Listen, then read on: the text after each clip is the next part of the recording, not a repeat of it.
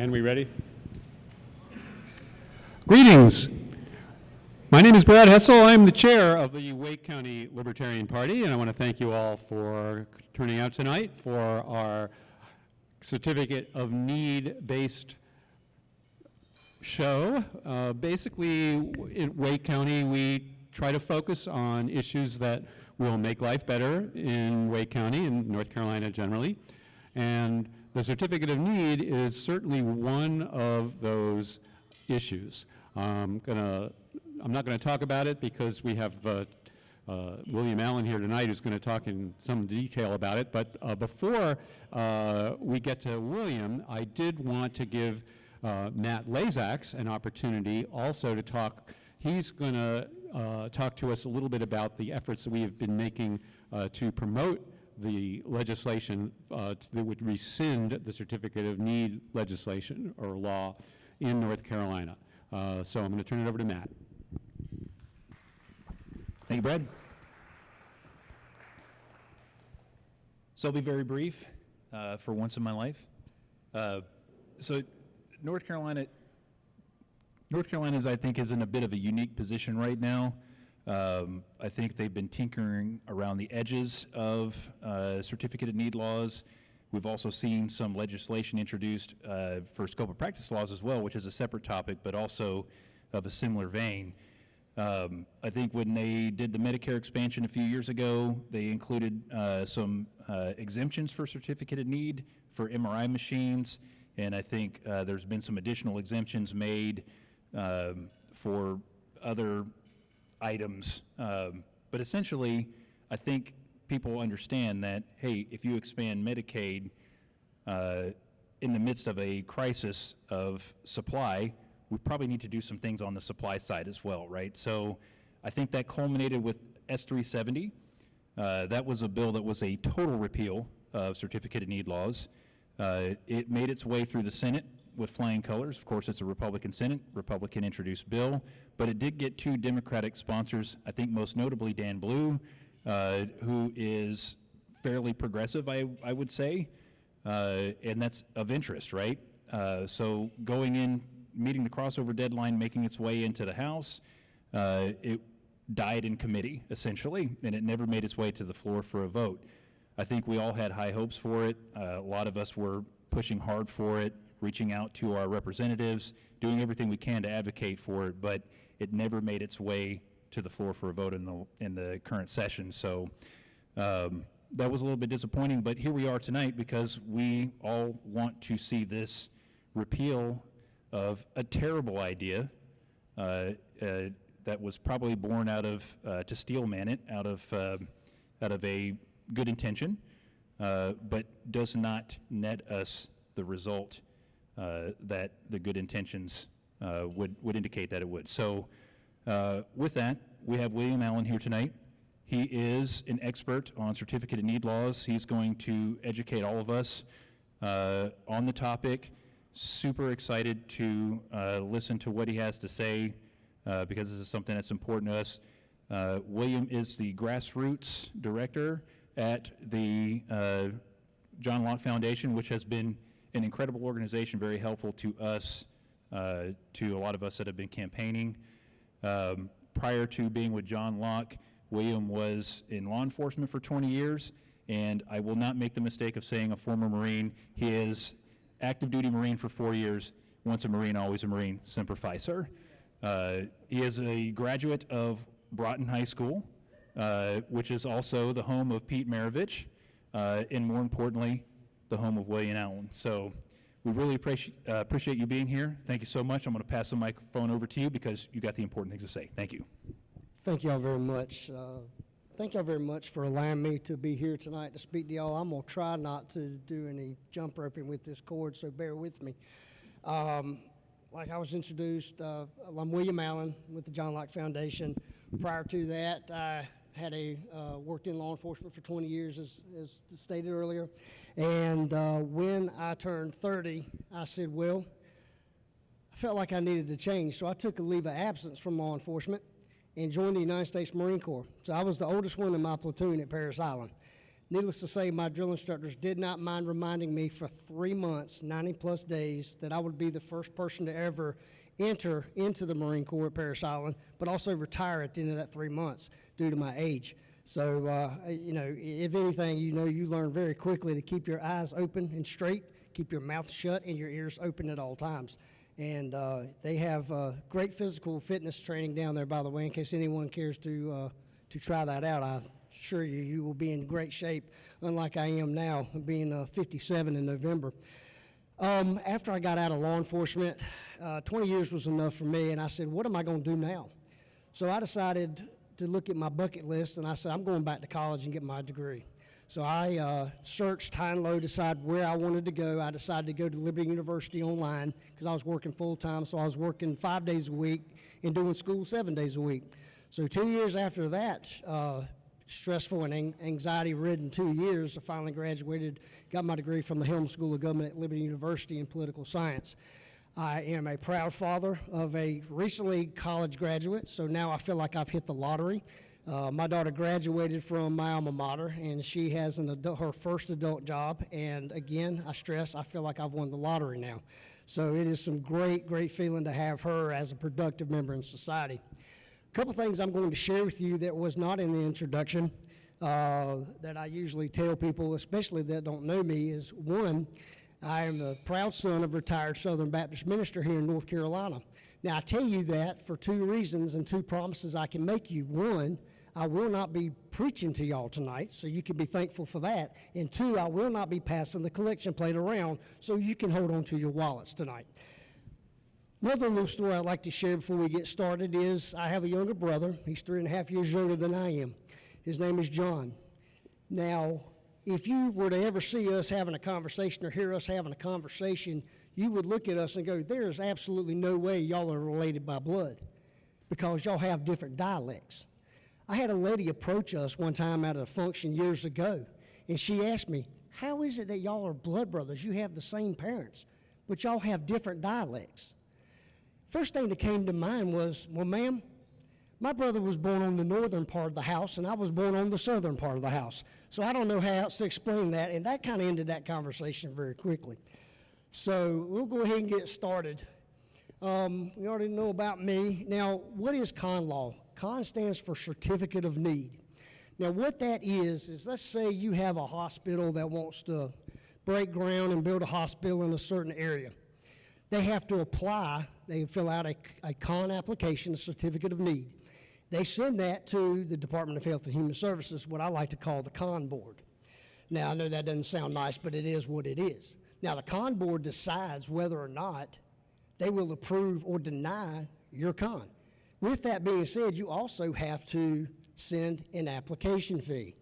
Those fees, and getting a little ahead of myself, run anywhere from $5,000 to $50,000. As you can see, there are 35 states that have a Certificate of Need program, a law requiring, as I just mentioned, health providers to obtain the permission of a state board, the con board, before opening, expanding, or offering a new type of service. You also have several organizations that have called for the reform or repeal of con, and those are indicated here on the slide: Department of Justice, Federal Trade Commission, White House Council on Economics, and advisors to American Medical Association. Recently, more recently, there are 2 states, New Hampshire and Florida, that have recently reformed or repealed their con programs. Now, as you see the map of the United States, you see where there are light-colored states and there are dark-colored states. Now, your dark-colored states, they don't have con, they have con regulation, rather. It's regulated in those states. And now you have where you see North Carolina as part of that lighter color, which is no con regulation. Now, later on in this presentation, I'm going to tell you why this is not only a professional fight for me, but it's also a personal fight that I'm going to share a story with you of why I personally believe, not just professionally, but personally, that con law is bad for North Carolina. Now, I've listed 5 key problems with con laws. Your first one is the barrier to entry. As you can see, con laws limit competition by requiring state approval, allowing existing providers to dominate the market and stifling new entrants. Let me give you an example of that right now. Advent Health, I believe they're out of the Triad, the Greensboro, Winston-Salem, Burlington area. They had applied for a con to put a healthcare facility, a hospital, if you will, in the eastern part of Wake County. They were denied by the con board. Now, just about around that same time, you had Wake, Duke, and Wake Med rather, Duke and UNC hospitals had applied for cons. They wanted to add hospital beds. It was probably I don't have the exact number, let's just say for easy math, because I'm not a mathematician, a couple hundred beds per hospital. Well, con board said, okay, you can have your beds, you just can't have as many as you want. So they got, we'll say again for easy math, half. They got half of what they wanted, even if that. I think one hospital got even less than the other two. So go back to the Advent Health con application being denied. The other three, and I have no dog in that fight. I've been to Duke, I've been to UNC, I've been to Wake. I've had family members that have been there. They got great care, no question about it. However, if you have 3 dogs in the fight already and you have one less dog to worry about, where do you think that money's going to go? They're going to, UNC, Duke, and Wake Med are going to keep that money to themselves.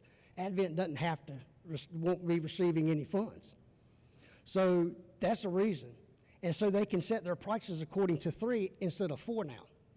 Hence, the competition aspect of it is, the less competition, the higher the prices. The more competition, the less the price. The example I'd like to use, let's say you know Food Lines from Salisbury, North Carolina. They're the only grocery store in the state of North Carolina. We don't have an Aldi's or Aldi's. My daughter always corrects me on that grocery store. I never shop there. But you got Kroger, you got Harris Teeter. Let's say we don't have any of those, but we do have Food Line. Well, Food Line's like, hey, this is great. We're the only dog on the block. We can set our prices how we want to. Same thing with the con. They can raise their prices how they see fit. Now, you got somebody moving in that wants to set up another grocery store like Lowe's Foods, I believe, is out of Winston-Salem. Correct me if I'm wrong. Well, they set up shop, and now they're like, whoa, we need to lower our prices. They're beating us. People are spending their money there. They're going there. Well, that's why competition helps us, the consumer, the patient. Excuse me, higher costs. We just went over that. Reduced competition increases healthcare costs for patients and insurers. The next one is reduced access. Fewer providers and limited facilities disproportionately affect rural and underserved communities. Another quick little example. I live, as you could probably tell, I do not live in Raleigh due to my dialect, even though I went to Broughton, but I live in Clayton, Johnston County. Now, Clayton had, the only hospital in Johnston County for the longest time was Johnston Memorial in Smithfield. That's about 12 to 15 minutes drive from Clayton. Now, you would either go, you're practically halfway point from Clayton to Raleigh and Clayton to Smithfield. So you could either go to Wake Med on New Bern Avenue, or you can go to Smithfield. Within the last 8 years, well, before I tell that part, Johnston was bought out by UNC Health. 8 years ago, roughly, UNC Health Johnston decided to open up a hospital about a mile from my house in Clayton. Great for me, absolutely great. I don't have that far to go if I got to get rushed to the hospital. But UNC has put pretty much the monopoly on that medical plaza in that area. They have urgent care there, primary care. They have all types of different services that they offer, and they're there. Now, my cardiologist, without getting, TMIs, they say, my cardiologist is through Wake Med. He has an office. Wake Med has offices in a UNC building next to the UNC Johnston Clayton Hospital. I guess the con got approved. I don't have to go to Raleigh to see him. I can go right down the road, less than a mile. So when they opened that hospital, they didn't plan ahead for the growth, because Clayton has already outgrown Smithfield. Smithfield is the county seat in Johnston County. So you can imagine that there's a lot of people moving in and day out in Johnston County, especially in Clayton. Well, they obviously didn't plan ahead, because I'm not going to get ahead of the story, I'm going to tell you, but let's just say there's just not enough rooms in that hospital, and all I can do is hope that when they do apply for a con, that it gets approved, or we get the legislature to repeal con fully. which would open up the marketplace and be able to provide better services for me and my county and all of you here in Wake County. Now, the innovation suppression, modern healthcare technologies and services face delays in implementation due to bureaucratic hurdles. The bureaucratic hurdle is North Carolina Department of Health and Human Services. Con law application goes through them. There's the con board, as we said earlier. They're the ones that decide whether or not you're allowed to add on to your already, hospital that's there, or you're denied. Well, you can't build a new hospital or add on to your hospital. Special interest influence. Established providers often co-opt the con process to block competitors under the guise of public need. I can assure you, the hospital lobbyists are paid very well, and they have a lot more than just little old me working at a nonprofit in Raleigh. So we are fighting an uphill, but however, we do have friends in the legislature that wholeheartedly support a con repeal. So we're hoping, well, to add on to what was said earlier, that con law bill that was Senator Benton-Sawyer out of my county, Senator Galey, and I don't recall the other senator. There was 3 senators that co-sponsored that bill. It was attached to the Senate budget. Now, we all know where the Senate budget is sitting, and we also know where the House budget is sitting. So it's kind of like the Marine Corps. One of the sayings they have, one of the clean ones I can say, is hurry up and wait, because that's where we are right now. Now, con law by the numbers. Now, the facilities in Sperry, this is some very interesting stuff because I want you to pinpoint on all of them, but specifically 2, and I'm going to tell you which ones. Con's impact on healthcare facilities is associated with, as you see the numbers, 13% fewer hospital beds. Keep that in mind because I believe the next slide is going to lead to that story y'all just dying to hear, I know, because I keep talking about it. 26% fewer hospitals offering MRI scans and CT scans. 30% fewer hospitals per capita, 14% fewer ambulatory surgery centers, 49% fewer neonatal intensive care beds, and here's something, 42% fewer substance abuse treatment centers. Well, if y'all watch the news and hear the news and your phones activate all the time with news alerts, we know there's an epidemic in America, not just there, but also in our home state of North Carolina. I'm not talking about the COVID crisis that we had or COVID-19. I'm talking about the fentanyl problem we've had, and it continues to be a problem. Now, I always pride myself in saying I got more common sense than book sense, but it seems to me if you have a problem, you have an epidemic, it should be addressed. But addressing it through con law to saying you're going to have fewer substance abuse centers, just to use that for an example, in my opinion is preposterous. You're putting a Band-Aid on a gaping wound, and that's not going to solve anything. So con law is not going to help me, you, or our family members or our friends when it comes right down to it. See at the bottom, con leads 3.1% higher spending overall and 13.1% higher spending by patients less than good health. Healthcare prices are on average 13.8% higher in con states. Remember what I stated earlier. Those areas, those states that have con laws, like our great old North State, North Carolina, your prices are going to be higher because of the lack of competition. Remember the food lines in the Lowe's food store. Now, we're going to get to the good part. Access and quality. Pay attention to this first line because it's going to lead us to that last line on the top. Y'all see it already. Con is associated with 14% longer wait times in emergency department. Remember that. And has no effect on the amount of indigent care provided. Con states have a 0.5% higher mortality. Higher mortality rates for patients admitted to the hospital with pneumonia, heart failure, and heart attacks. Now, I'm going to tell you a personal story. Why not only do I personally want a repeal for con law, but personally. In early March, my dad was rushed to the hospital. God bless him, he's still here. I'll go ahead and just let the cat out of the bag. He'll be 88 in January. Now, when he was rushed to the hospital on a Friday in early March, thank goodness he lives in Clayton. He was rushed to the hospital that was real close to the house. He was in the emergency room for 24 hours.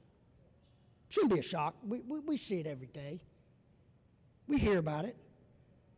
Then he's told that day something by a nurse and a doctor. Then he calls me and my brother John. He said, hey guys, I'm being transported to Johnston Health in Smithfield. Now they had run a battery test on Daddy. The nurses did their job. They checked on him like clockwork. The doctors came in and out. They did their thing. They did all these tests, and then they transported him via ambulance to Smithfield. He was there until Sunday afternoon when we finally got a call. He's saying, hey, I'm being discharged. Okay, we'll come and get you. Carried him to the house. I had a meeting with Senator Benton Sorry out of Johnson County at his office about con law, and I told him that story. And he looked at me like he was not surprised nor shocked. So then he goes to tell me that he had the same situation happen to a family member. They went to Clayton Hospital. They got transported to Smithfield, and they got released a few days later at being discharged. The reason is no beds available at the Clayton Hospital. Now, I understand that hospital is only 8 years old, but 8 years ago, if you'd have looked at the numbers, you'd have known the number of individuals, or families rather, that are moving into not just Johnson County, but Clayton. I'm talking about planning ahead. I always say I'd rather have a backup plan for the backup plan for the plan, because usually the first two ain't going to work. So we got that backup plan. Somebody didn't plan accordingly. Or it could have very well been the con board that said, no, you're only going to be allowed to build X amount of rooms in your hospital and your new emergency department. Something else to think about. When it hits home, it hits differently. And I think y'all know what I'm talking about. Substance abuse and mental health. We had touched on that earlier. I think that number was 43%.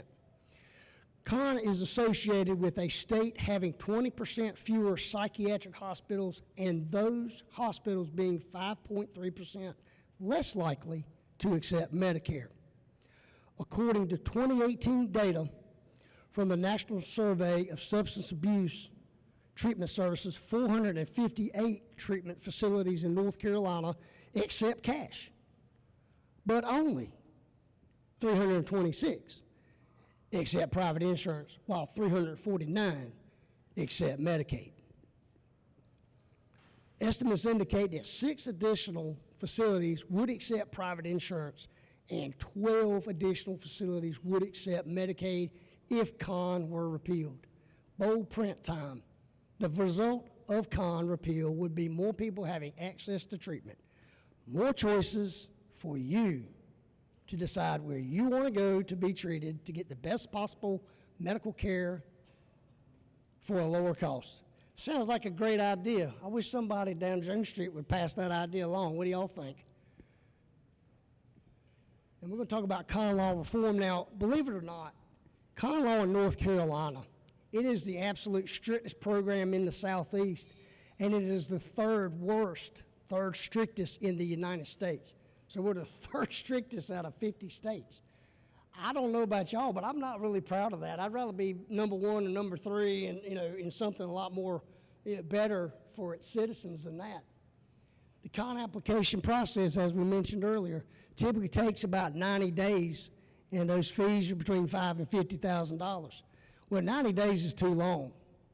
It needs to be done a little faster than that, because we, the future patient, or our family members or our friends, are depending on that medical care to be there when we need it and the services that to be provided. Competitors can intervene in that application process, potentially causing large projects to be rejected. Goes back to the hospital lobbyists. They could go and say, look, we provide that service already. You don't need to have the doctor down the street at the ortho clinic putting in another MRI or putting in an MRI. We got that under control. Our hospital already has 2 or 3, so they don't need it. Well, what do you think is going to happen? That con application is going to be denied, and it happens a lot. And I'm going to tell you a story real quick while I'm on this topic.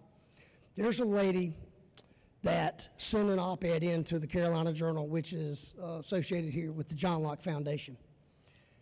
She put it in an op-ed, and I'll give you the title. I drove to South Carolina rather for an MRI to avoid higher prices from North Carolina's con law. Now, I'm not going to read the article to you. I'm going to just give you the highlights. It was going to cost several $1,000s for her son to have this MRI in North Carolina due to the con regulations. She checked. She was smart enough to do her due diligence and check online. Let's just see what happens in South Carolina, because if you remember the map earlier, they don't have con down there. It only cost her several $100s, not several $1,000s. So in her article, she wrote, she was like, you know, I'm gonna just make a day of it. I'm gonna take my son to lunch. We're gonna go do some shopping. We'll get his MRI done, and by God, they got their results the same day.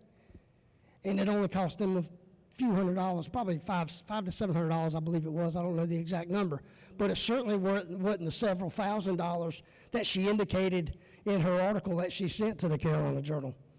So that's something to think about. It proves once again that con law in North Carolina is a real problem and has been for some time. Now, why reform is essential? Three main factors here that we have listed is economic freedom. We went over this earlier. We mentioned it. The healthcare market should respond to demand through competition, not arbitrary government decisions. DHS, again, makes those decisions. Who is granted permission and who is not? Well, you can have this, but not all of it. I think we all know who makes the better decisions with our health care. It's us, without a doubt. Patient outcomes. Studies show that states without con laws achieve better health care access at lower costs. We mentioned that earlier. The more choices we have, the lower the cost. Just told you about a lady who wrote an article about her son. Same thing. She had to go across state lines to get that. Lucky for her, she lived just outside of Charlotte, and driving to Rock Hill, South Carolina is not that far of a drive. Addressing health care shortages. To meet growing demand, North Carolina needs more providers and facilities, particularly in rural areas. My area. The John Locke Foundation advocates for a full repeal of con laws, but acknowledges potential incremental reforms if they are maintained. Now, I like to call this Plan B, because if Plan A full repeal, does not pass through the full legislature, this is what we like to call Plan B. It's use it or lose it. Now, I'm going to tell you what that means there as you look at the screen and you read it yourself. Basically, what use it or lose it means is, for example, a hospital goes and applies for a con. They get approved. They are told, okay, 5 years. You have 5 years to act on this con that we are giving you and approving to you. If you do not, you will lose it, and Hospital B will get an opportunity to use the con that we'll approve for them. So it gives them a little more kick in the backside to act on it, because as of right now, if Hospital A has a con, that con could have been approved 5, 10, 15 years ago, and they're still holding on it. And who, at the end of the day, do you think is the one that gets hurt the most? We're the ones that suffer. We're the ones that suffer. And that's one of the, amongst many other reasons, but that's definitely one that's why we're totally against con law here in North Carolina. We've been fighting it for quite some time. And it's not falling on deaf ears, but I'm kind of like y'all. Action speaks louder than words. Let's get it repealed. If we can't get it fully repealed, then let's just do this. Use it or lose it. I mean, you know, sometimes you can ask, if you don't ask, you already know the answer. But if you do ask and you don't get the full benefit or the full thing, then at least you can get at least something out of it. And this is what we want here if we can't get the other. But we have several legislators that are fighting for that. Now, there's one in particular, I won't name by name, that he has a stake. He has a stake in the hospitals. He's against full repeal. He is against even a compromise. And why would that be? It's the easiest question I'm going to ask tonight. I hope y'all are just as nice to me with your questions. Give that lady a prize. That's exactly right. At the end of the day, that's exactly what it is. Now, the path forward, the John Locke Foundation calls on policymakers, which we've had. I've had several meetings with several legislators in both chambers. and pleaded with them. Even told them, I tried to pull the heartstrings. To even told them, hey, this happened to my dad. This is not only professional, this is personal. You know, when it's your family, it's a lot different than it is your friend or your neighbor. I think we all can agree to that. The John Locke Foundation calls on the policymakers to prioritize patient needs and market-based solutions. First one, full repeal con laws to unlock healthcare competition. I hate to beat that dead horse, but it's exactly what's needed. If full repeal is not feasible, okay, plan B, use it or lose it. We'll work. It'll help. It's not absolute. I mean, it's not the absolute thing we want, but we'll take it. It's something. It's progress. We can't always get everything, but we certainly can ask. And if we don't, okay, plan B. Promote transparency and streamline the con approval process to reduce interest, special interest influence. 90 days, and then you got them chirping in the ear. Oh, we got that MRI machine. We got 3 of them. Dr. Orthopedic down the road doesn't need it. We got it. Just send them there. Don't approve that. Believe it or not, that's a nicer way of putting it, is what really goes on. In conclusion, North Carolina deserves a healthcare system that prioritizes patients, embraces innovation, and fosters economic freedom. Reforming or repealing con laws is a critical step toward that goal. I hope that wasn't too fast, but that is all I have for y'all tonight. Thank you very much. We are, of course, going to do Q&A.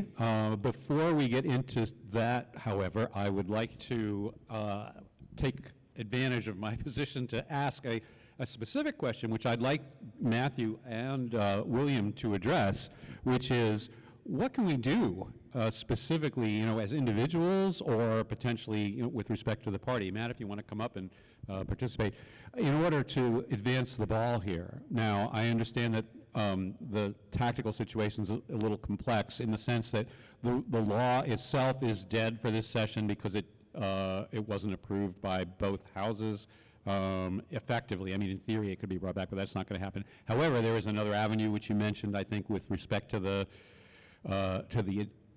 addition to the Senate budget bill where the provisions have been stuck in there. So that's possibly something that might stick. But looking ahead, if that doesn't work to the next session probably, you know, what can we do to affect this? Well, I guess my first question is, if we were to crawl inside the minds of people that support certificate of need regimes, I think we need to try to understand, granted, we know that there's a money aspect and we know that that will always be something that we're going to fight against. The lobby exists anytime there's a law. People want to protect what they've got going. But for others, because I think there are others that are not related to the healthcare industry but may be supporters of this law. So as we're out there advocating for it, I think we can better articulate people's answers to people's concerns if we could crawl inside their minds and kind of understand the steelman case for it. So I think for me, starting off, what is that and how do we address it? As far as? Like, what are their concerns and how can we say, like, for it and how do we address, hey, this actually makes things better, right? That your concern is this and this is why it makes it better. I mean, you have access to your legislators as well as I do. I mean, I'll tell you a little secret. Now, this is all going to get out now. Full transparency. Learn the trick. Now, I'm going to let the trick out of the bag. Get in good with the LAs of the legislators. They are the key masters to the city to get to that door, to get to that legislator in front of him or her. That is how I conduct my business. I get in good with every LA I can that will let me walk in their door, and I greet them with a smile. I shake their hand. I ask them, is there anything that we can do? And when can you give me 5 minutes with your boss? I just need 5 minutes. I tell you what, 5 minutes, I can get a lot in. I'll sound like an auctioneer when I get in there talking to that legislator. And then they'll say, whoa, I need you to slow down. I just bought myself 5 minutes. Now everybody knows my tricks, so now they're probably going to use it. But, I mean, get that. You have that access. I'd be using that email. I'd be blowing up that phone call. I'd be going by the offices. I can't even tell you how many times I have walked every floor in the legislative office building and then walked every part of the quad in the General Assembly That's why I like to get comfortable shoes, because I got flat feet from walking the beat for all those years too. So I'm walking those halls and I'm knocking on those doors, and if the door is cracked, I'm walking in. And I'm saying, hey, look, you got 5 minutes. I want to talk to you about this. This is a very important piece of legislation that affects not only my family, but your family and your constituents. Your voters are at stake. You need to get in that front door. And that's what I would tell them. Just get in there and talk to them as often, as much as you can. Email. I'll wait probably a week and a half at the most, and I'm doing a follow-up email. Hey, just want to let you know I'm still here. When can I get 5 minutes with your boss? And that's, I mean, I just, I'll pepper them with it and then talk to them and try to get something across to them. No, that's a great answer. Thank you. So Brad mentioned that this could potentially be tied to the budget bill. What are our actionable next steps? Like, what does the timeline look like? When do we think we could legitimately get this back on the floor for a vote? I'm hopeful for this session because it's considered the long session, but let's be honest. I seriously doubt it'll get through this session. Now, there's always the short session. 26 is an election year. I'm hoping that if it doesn't stay on that vehicle, the Senate budget, I'm hoping that it will be taken off and will go its own path and will be pushed through on that end. I don't know. What I was told by several individuals on Jones Street right before the July 4th break, when I was asking about certain items before they got vetoed by Governor Stein, I was told, and I'll quote, and it was like he was reading from the same hymnal. They said, follow-up discussion will take place after the break. Okay, well, I'm waiting for the 29th of July to start when I know the House is going to be addressing another issue to try to override a veto, which I know we're not going to talk about tonight, is the RAINS Act. So we're hoping that if it does not go along, if the Senate budget does not get approved, that they'll take that out and they'll have it as its own vehicle. What'll happen? It's anyone's guess in this room. I wish I had a crystal ball. I've been accused of having one, but I'll tell you, I do not have one, and I wish I had a better answer for you in regards to that. Okay, I just have one final question. Just in terms of getting this thing to the floor for a vote, do you have an idea who are the best people? Do we need Democrats? It seems like we have Republicans pretty much aligned on this topic. Should we be outreaching to Democrats, a certain type of Democrat from a certain region? What do you think the best way forward is for us to reach out to our legislators, as you had mentioned before? It can't hurt. You can actually check the ones who voted for and against that on the North Carolina General Assembly website. And the ones who voted against it, which are few and far between, however, every vote counts, as we all know when we go to the polls. Same thing happens down on Jones Street. Every vote counts. So what I would, my Grassroots hat on now, I would certainly find out who had not voted in favor of a full repeal of con law and start emailing their offices and start calling their phones and letting them know that we need this taken care of and we need it done now, not later, because people's lives depend on this getting repealed. That's great. Thank you. Floor? Will this stretch? Okay. It's my job. I'll stay here then. Thanks. So I think we can all understand. Good reasons why this should be repealed and why it's a bad idea. You know, Stephen Covey says, "Seek first to understand and then be understood." So what are the arguments in favor of the certificate need laws that people make? Well, I guess I would go back to what happened to my family. I mean, my family's not the only one that's had to wait in an ER for 24 plus hours, who had to be transferred to another hospital. I mean, this is the same story, just different names, different faces, different people. It happens more often than not. And con law is the reason that we're having to keep shuttling people from hospital to hospital, having them stay in an ER. I mean, when I worked, before I got on the road in law enforcement, I was a security officer and then a company police officer at Wake Med. Friday and Saturday nights were crazy, especially during the summer. And you could almost stalk people like cordwood in that ER waiting room that were waiting for 8 and 10 hours to be seen. They've already, be triaged too.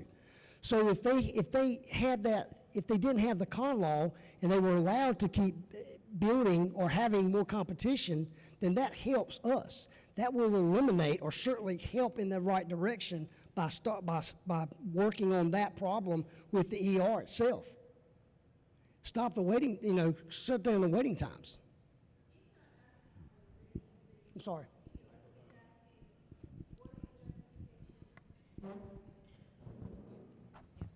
He's asking why were the con laws, how did they come into existence from the start? What's the justification for keeping them? Everything I've ever been able to read about them is that this in ludicrous belief that if you have quote unquote, too many services available, prices will go up. We all know that that's the opposite of the most fundamental of economic reality. So he's asking, why do people keep pushing for it? Why is con law supported?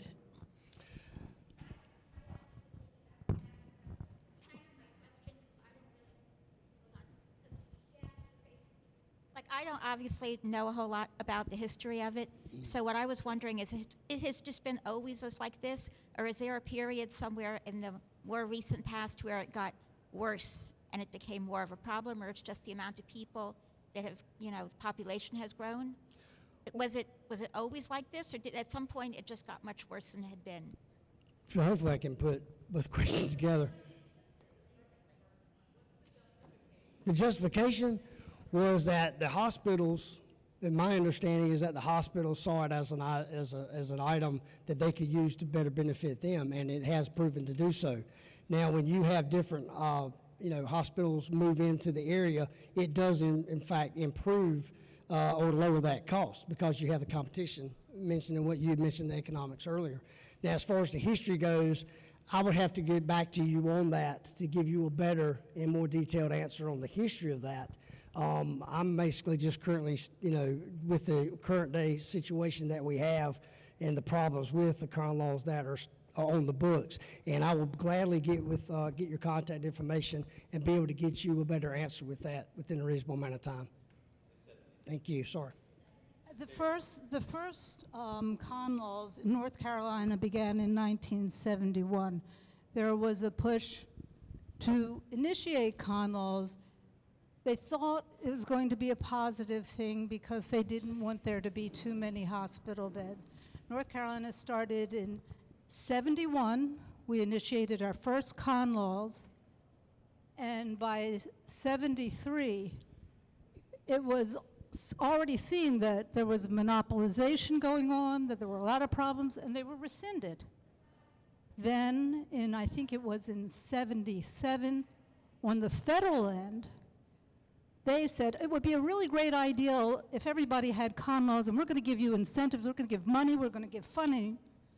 And so if you do have con laws, we will give you funding. So North Carolina said, oh, money. So this was an incentive for them to put in the con laws again. And it just took off from there. But then it became apparent, and as William was saying, it has become apparent and states have dropped out that it is not being effective at getting hospital beds distributed in a positive way. It is still causing monopolization, and there are a lot of problems. So that's a little bit about the history. I don't have a question. I just was answering to the history. So that's it. I will note also that the federal government actually gave up on con laws. That's how bad they were.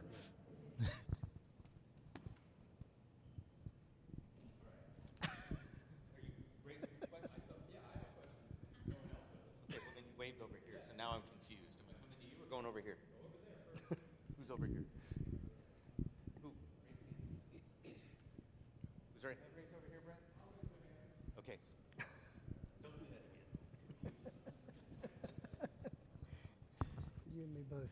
Just quickly, if you can clarify, you mentioned there might be a maneuver in the Senate to add something to a budget Could you explain that a little bit further so I can understand what, that alternate path might look like? Well, initially the path was, and I think it was, I'll have to be correct on this, I think it was Senate Bill 377 or 376, that was for a full repeal by the three senators that co-sponsored it. That was going by itself. They were getting that through. However, when it came to a halt, if you will, I don't know when this happened. I found out by accident in a committee meeting that it got attached to the Senate part of in their budget, and that obviously, as we know, didn't go very far, and neither did the House, and so basically it's at a standstill. But as far as what I would like to see and what will happen, probably going to be two different things. What I'd like to see is them to take that away from the Senate budget and have it be its own vehicle and run that through, and hopefully see more success with it than being attached to a budget that probably, if it got passed and the House agreed with the Senate, and that bill goes to, or the Senate bill goes as the budget for the legislature to the governor, it more than likely will be vetoed. That, because he's already expressed somewhat displeasure with the Senate's budget and more likening to the House budget, but he still wants tweaks done to the House budget in order to get a signature from him. Of course, the Senate probably more than likely want to go along with the House budget, so it's like one step forward, two steps back. And I'm hopeful that 377, 376, again, I don't recall the bill number, but I'm hopeful that if the Senate budget is not going to go anywhere, and the only way to get con law moving forward is to take that and put it as its own, and hopefully, that's going to be a roll of the dice in and of itself, and hopefully that will get passed then.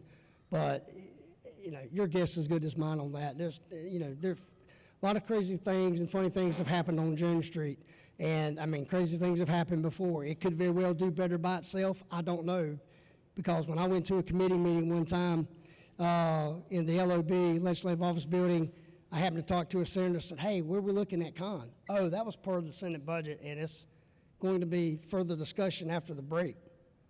Well, my mouth dropped, and you could hear nothing but crickets chirp in that room, because I hadn't talked to anyone that had heard that until then. So I'm hopeful that if nothing is done the remainder of this long session with it, I am hopeful that in the short session it will be readdressed and taken on at its own, and hopefully it'll be a positive, hopefully.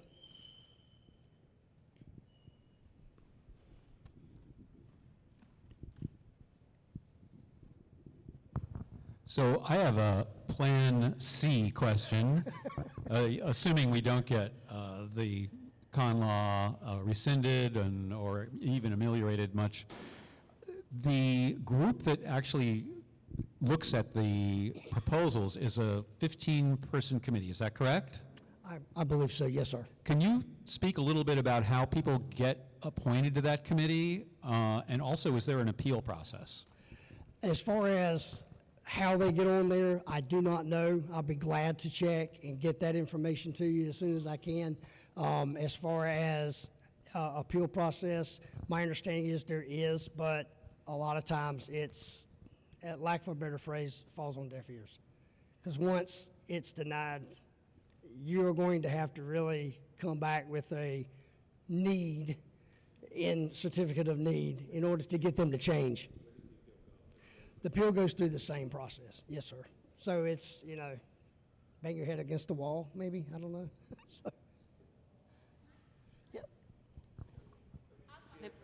Right. Sorry, I'll be fast. Sorry, I couldn't see who the mic.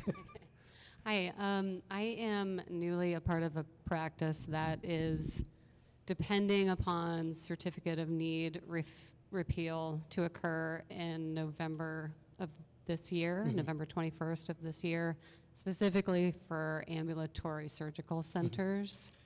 I know that there's been some back and forth on this. It's kind of my understanding that at least a partial repeal will be happening for populations or counties that are greater than a certain population. I believe it's like greater than 125,000. Yeah, I believe that was Senator Jarvis's bill. It was dealing with more rural areas, I believe. This one, it was part of 2023 reform Medicaid expansion. Okay, But it was supposed to occur November 21st, 2025. specifically for ambulatory surgical centers at least. But I know that there's so much nuance to this. I was wondering if you knew anything about that or could speak to that, or, yeah. No, and I'm sorry to jump ahead and finish, but I do Yeah. know that Senator Jarvis had wrote up a bill in regards to helping fully repeal in more rural areas to help out with that, so it would be easier for those people in rural areas. That didn't go very far. Now, as far as what you're referring to, I have not heard anything more on that other than what you have just spoke about tonight. I haven't heard anything other than that on Jones Street or Salisbury Street at all, any discussion whatsoever about that. I will certainly inquire about it now, as soon as they get back in, which I'm hopeful will be on the 29th. I'm hoping the 28th because they're meeting on the 29th, but I will certainly try to follow up with, those members down there and say, hey, look, what about this? And see if I can't try to find more information out. But as of, this long session to tonight, this is the first time that it's been mentioned, and unfortunately, that's been by you. Yes, ma'am. Yes, ma'am.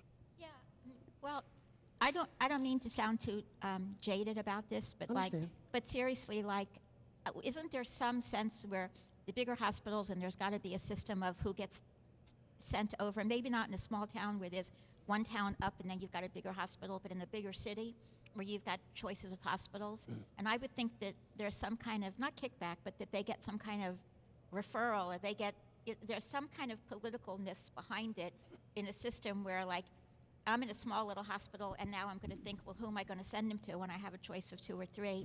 Is there something that benefits some of the bigger hospitals that this goes on this way? Yeah, con law works great for them because they can provide more services at a more profitable form, and the services that are not so profitable, they'll let other hospitals take that. So you see the direction that was going in. They're going exactly. I mean, at the end of the day, I think somebody over here did this to me earlier. Yeah, you hit the bullseye on that. That's exactly what it is. I mean, this isn't rocket science. This is common sense, in my opinion, and I totally agree with you. But hospitals are going to take what benefits them financially, and they're going to get those services. They're going to want to keep those services, get more services that are more profitable for them than they are with less profitable services. And they'll just rather have someone else take that on. Yes, ma'am. Me too, if I have to be totally transparent, but yes. Yes, sir. So, kind of piggybacking on that, how much of this is just the Republicans won't turn the guns on themselves, right? If this was the energy markets and we talk about, green energy laws and stuff, your own organization is very aggressive, right? So normally the messaging around this would be monopolies, big government, too much regulation, anti-freedom, anti-markets, whoever is doing this is bad. Now, right now, John Locke is not in a position where they're going to run editorials that are that aggressive, and I haven't seen any kind of advertising, messaging, or anything. I mean, this is really, right, if the Republicans were honest about markets and economic freedom and personal freedom and healthcare freedom, the knives would be out, right? They would be throwing them with speed and velocity at these Republicans that are basically just endorsing this monopoly system. So this is, I don't want to sound as jaded. Well, yeah, I do actually. I want to be very jaded. This isn't going anywhere because this is their guys. It's the old, he's a dictator and a son of a bitch, but he's our son of a bitch. So, does this really have any real chance of meaningful reform as long as the party in power right now is making the money? Well, to answer that question, I have a question. What happens in November of 2026? Election. You, as a citizen of North Carolina and these great United States, you have that right to go and vote them out if they're not doing the job that you want them to do. And they know that. I hope they realize that, but I do know in the back of their mind they know it. So in order to answer that question, I asked her with a question, November 26th. You can go and say, okay, well, I know you didn't vote for this, and this, so vote for the other guy. Vote for the other lady. You have that choice. You have that option. Let your voice be heard. I'm not telling you something you don't already know. But in order to answer that question, if you don't like those that are in, vote them out. So there's, to be now more, do the math, there's really only about 10 seats then that are closed. So we need to look at how votes are going by maybe 6 or 7 Republicans in purple districts is what you're saying, and focus our efforts, to Brad's point, the state and the Libertarian Party in those areas should really identify those 5 or 6 Republicans that are possibly vulnerable and go after them if they don't vote right on this law. Absolutely. I mean, Got that's it. called a choice. You have that choice. You have that right to do so. But that And I'll would be move the forward. effective strategy that would get this handled, is there's really only 5 or 6 Republicans that were, at the end of the day, in purple districts that you would want to throw out over this Yeah. to actually affect change and get your point across. And as far as the numbers go, I don't know. I don't have those before me that you speak of. But however, again, I do point out to you and everyone here and those that are watching, you have that right. You have that choice. If you don't like what they're doing, you vote them out. And vote somebody in that is going to do the job that you do see fit for them to do. Oh, I'm running. Well, I'm just going to kind of piggyback on what Dave was just saying. To the best of my knowledge, our General Assembly has had a Republican supermajority for 15 years now. Why does this seem to be such a very low priority for them? That is also is the $64,000 question. That I do not know. I mean, I know the John Locke Foundation has been fighting this fight prior to me even going into Locke as an intern when I was back in college. And we continue to fight it to this day. I do know that there are some it does not fall on deaf ears. However, there are some that it doesn't seem to be a priority. I don't know why. I don't have that answer. If I did, I'd probably be making a lot more money and being a lot more popular guy. But unfortunately, I don't. I don't know why. But I do know if we give up the fight, I know what happens. But I know if I continue to fight, or the Locke Foundation continues to fight, as all of you continue to fight, I know what happens. It draws attention. You know what they say, the greasy wheel, you know, the squeaky wheel gets the wool. Well, we all have to be those squeaky wheels, and I try to be the squeaky wheel every floor of that LOB and that GA too. Just keep it up. Just keep calling, keep sending those emails.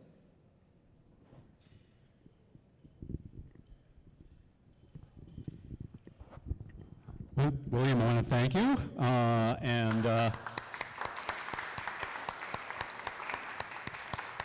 Also, I suspect you may want to say a word about this publication here. Yes, I only brought 20 Microphone? Yeah, I might need that. I am getting hoarse now. Of course, no one at work will ever guess that I talk long enough to get this, but they're going to be surprised tomorrow. I brought some copies of some research material that talks about con law in North Carolina. I also have some business cards as well.